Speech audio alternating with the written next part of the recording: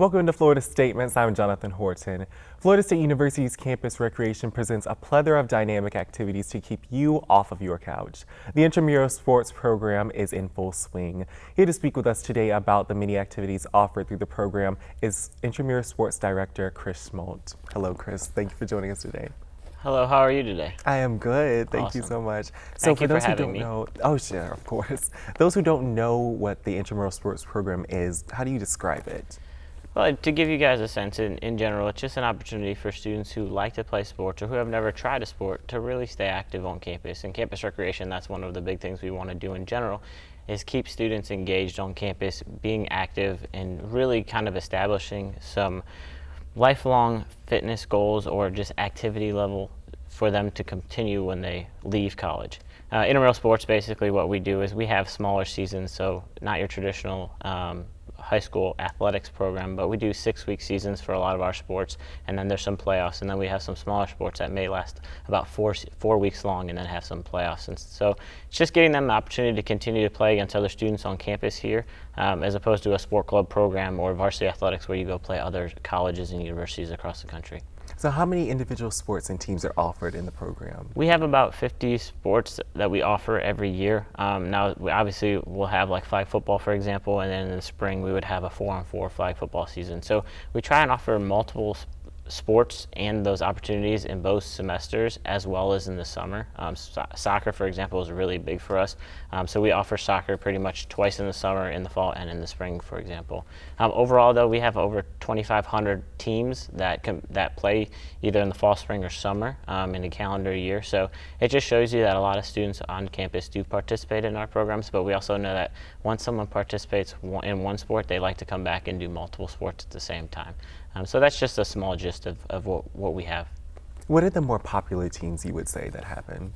Certainly flag football is really big. Your major sports, basketball is really big. That'll be in January when we start. Soccer's in the spring as well. That's very big. But we also have some smaller sports that are more recreational based that people really enjoy playing, such as dodgeball.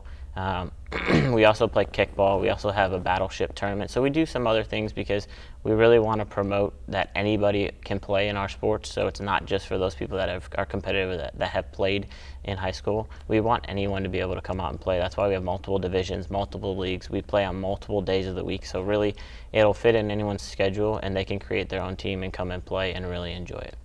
So you offer a lot of sports that go on, and I guess how does one know the process of becoming involved in it? Well, the big thing that we use in our program is team captains. So that's kind of the leader, someone that creates the team.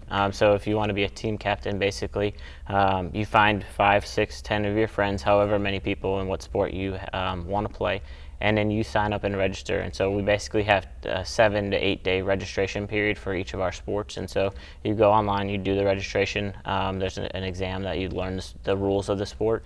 And then the first day that your game is played, you just bring your friends out and you play in the game. And we don't have roster limits, so we kind of encourage you to have a lot of people to come out and play.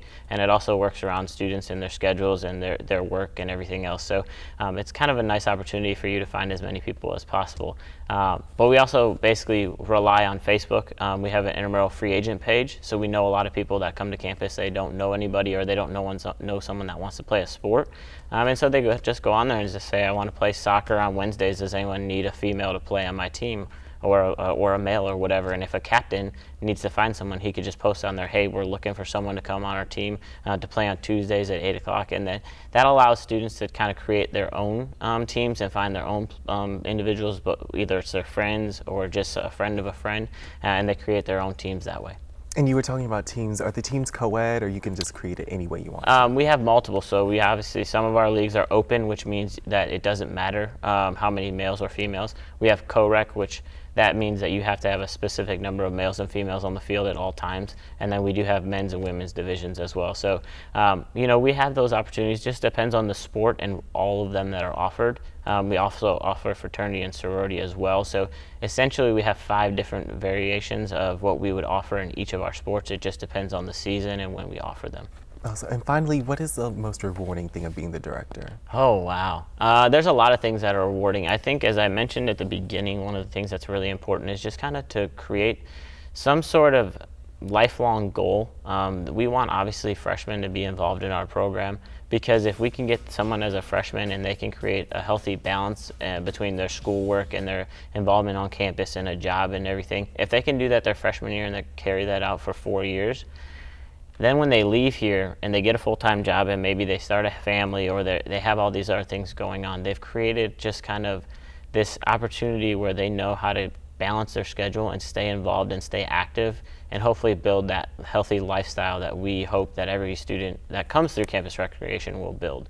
But additionally, I think for us also, it's the development of our students. So our officials, our sign-in, our supervisors, and everyone, all the other student employees that we have, just watching them progress and develop from maybe a freshman who's never had a job on campus before to a senior who becomes a student leader for us, and maybe is involved in multiple things across campus and things like that. So those are kind of some of the more rewarding things, is just seeing students develop and students building different kind of skills that they're going to take from here and then move on in their life when they leave Florida State. That's really great. Thank you so much for joining us today, Chris. Thank you. I appreciate it. Of course.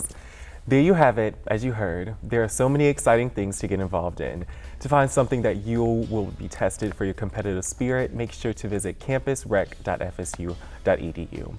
For more information about the teams and other activities, please visit the site I mentioned before. That is it for Florida Statement segment. You can see other interviews throughout the week on 4FSU. Remember, if you're for FSU, then you're watching Comcast Channel 4. I'm Jonathan Horton. Thank you so much for watching.